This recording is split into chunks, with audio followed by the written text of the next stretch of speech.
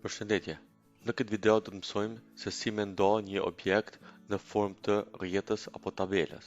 Për këtë ushtrim, pa e marrë katrorin, pa e krijoj një drejtkanç parafërsisht kështu. Hapi tjetër, shkomi te object, pastaj shkomi këtu path, pastaj këtu split into grid.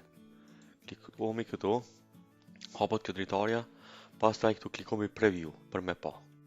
Ndërsa këtu, shikoni, shikoni si bëhet, i bona 3 ndarje, 1, 2, 3, për shembull 4, edhe këtu kolonat kena mundësinë ka sa mi nda. Ndërsa këtu e kena opcionin apo mundësinë me rregullu sa me pas hapësirë prej rreshtit në rresht. Ndërsa këtu prej kolonës në kolon. Shikoni.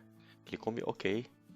Secila nga këtu është e ndarë.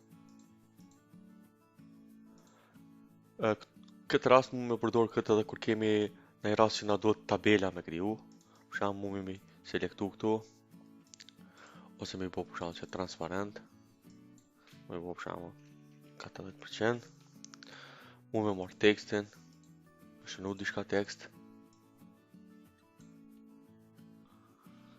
që të lë alë të bëj kopje, për shembull që e një formë të tabelës, apo kjo mundet më shërby edhe për raste tjera. Por e rëndësishme është që mësuat se si me ndo një formë, me thonë prej katrorit apo drejtkançit me kriju një rrjet apo një tabelë.